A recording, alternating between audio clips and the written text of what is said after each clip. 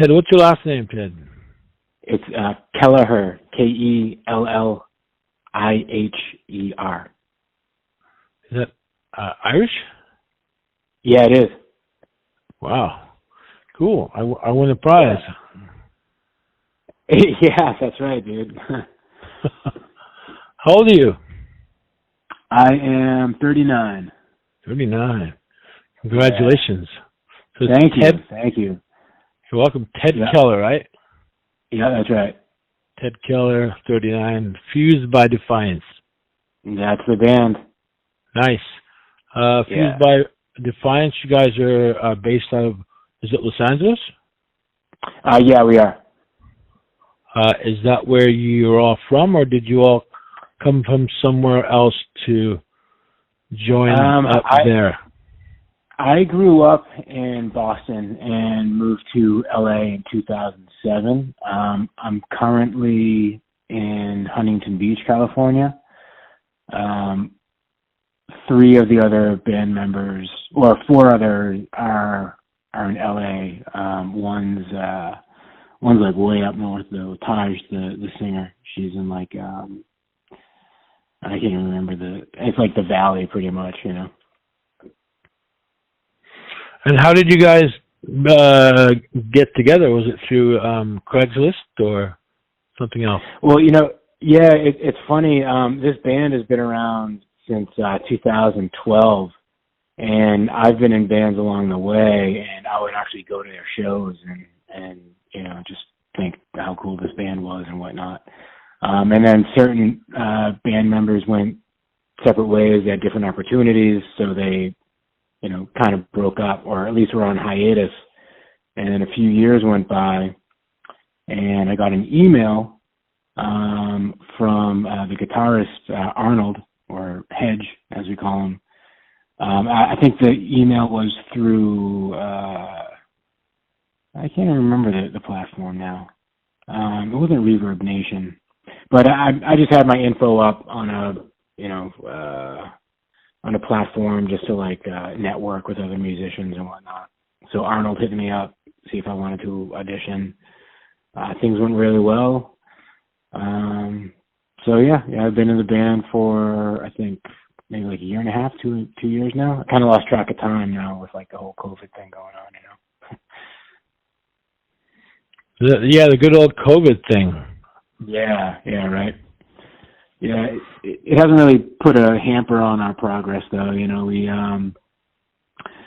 right before COVID hit, we released a single and had 2 shows.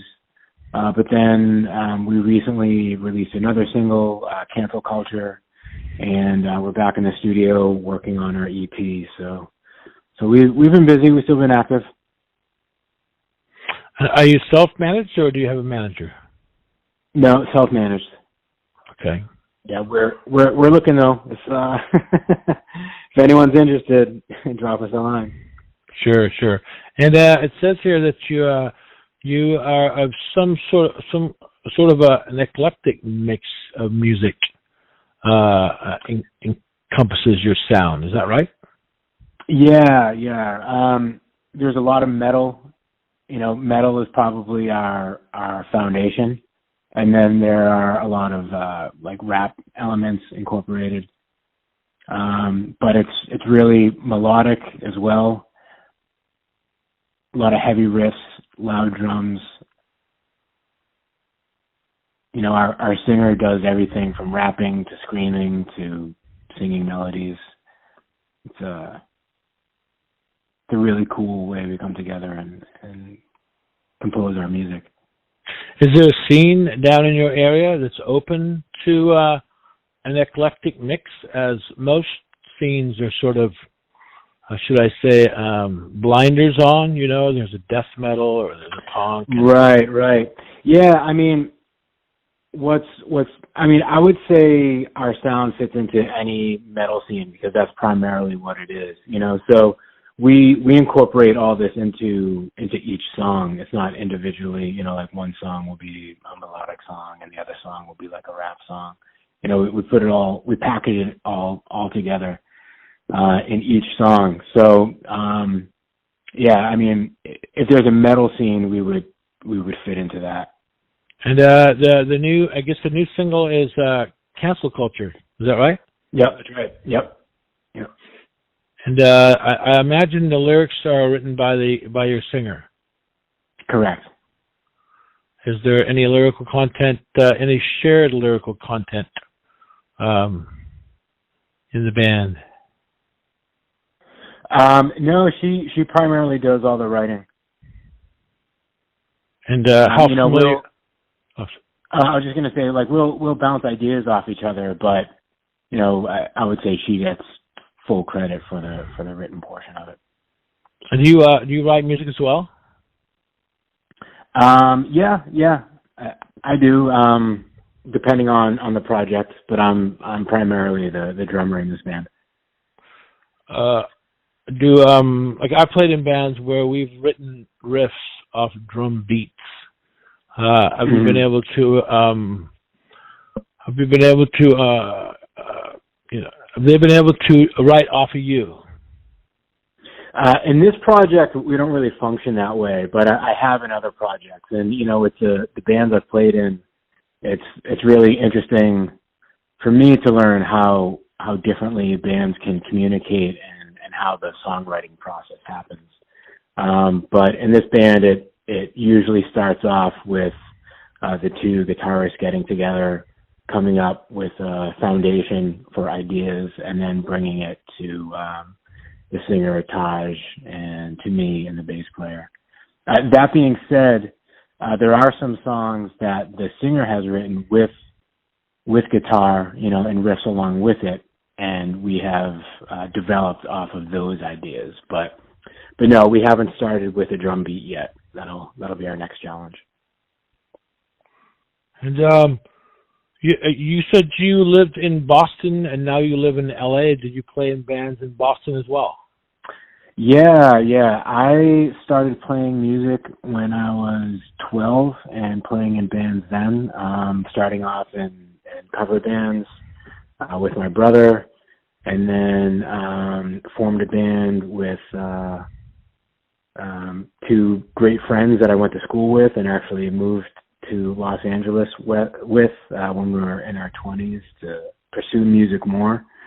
And, you know, since then we went our separate ways. Yeah, to answer your question, yeah, I've been playing music and in bands since I was 12. So you've obviously you've seen the ups and downs of scenes on both coasts, right? Yeah, that's right. Yeah, it's been a great experience. Yeah, nothing's more competitive than the LA scene, though. How so? There are so many bands that are hungry and trying to make it. You know, you really have to find your niche in order to stand out among all of them. In that regard, it's really healthy competition. You know, there is a different form of competition on the East Coast where there is more camaraderie in LA. I feel like on the East Coast, bands are trying to like outdo each other, or like trip up other bands or not support other bands. Whereas out here, even though there are a lot of bands trying to get into the limelight, you know, we still support each other. You know, there's a lot of networking going on, and you know, you'll see a lot of band members from other bands going to shows to support that band. There wasn't a lot of that on the East Coast. Are the clubs that you play in LA? Oh, I'm sorry. Oh, I was just going to say it was more of like a sink or swim mentality on the East Coast. But sorry, yeah, what were you saying about the clubs? Oh, are the clubs in Boston similar to LA, where it's pre-sale type shows?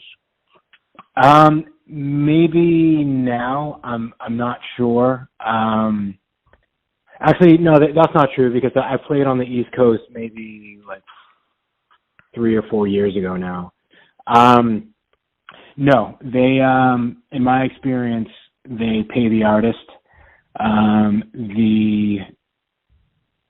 The money goes to the headliner, and the headliner has a deal with the opening bands of how they're going to split the money.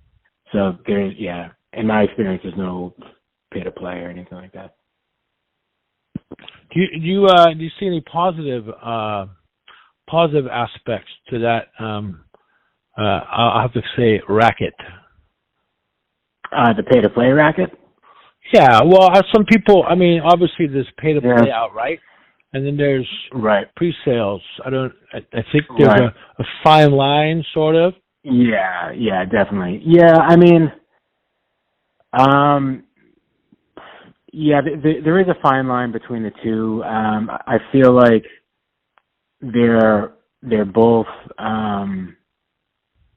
more beneficial to the club or to the promoter than to the band itself, because you're doing the advertising, you're doing the promotion, whereas the club is just, again, from my experience, is more so just going off the name of the club. I can't think of times I've gone on a website other than the club's website and have seen my band name or anything like that. That being said, it is cool to play certain clubs. It's enjoyable, especially if you can get a lot of people there. But seldomly will you strike even, let alone, come out with any pocket money in those situations. What do you feel are the top 3 things it takes to make it in the music business as an artist? What are the top few things to make it in the music business? What do you feel are the top 3 things it takes to make it in the music business as an artist? I would say patience.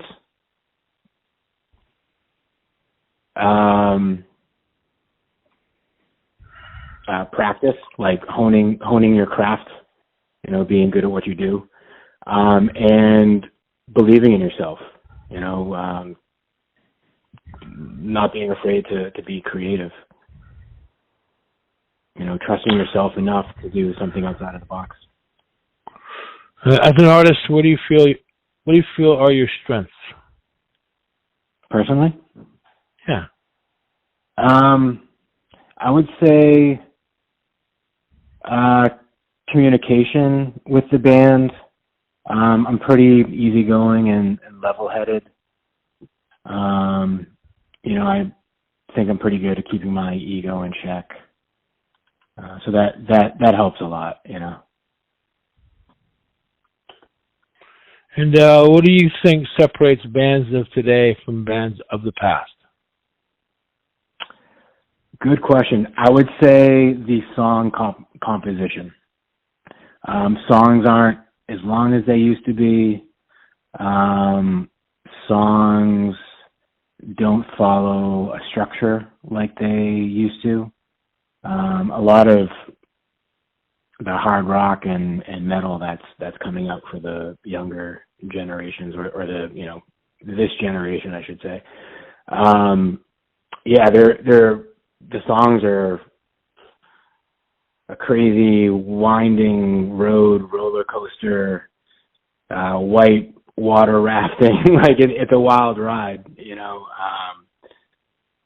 much different than the songs I grew up listening to, but it's super cool. I feel like it falls into that category of what I was saying, like believing in what you're doing and not being afraid to be creative with that. So I love it. I guess you said next for you is some more studio work for an EP, right? Correct. Yeah, we're going back into actually we already started some ideas, and we're going to start this Thursday. Yeah. So hopefully by the end of the year, 2021, by the end of the year, we'll have some new stuff for you, or at least we're planning to. Yeah. Excellent. We look forward to it. Fantastic. Thank you so much. I appreciate it. You're welcome. Have a good evening.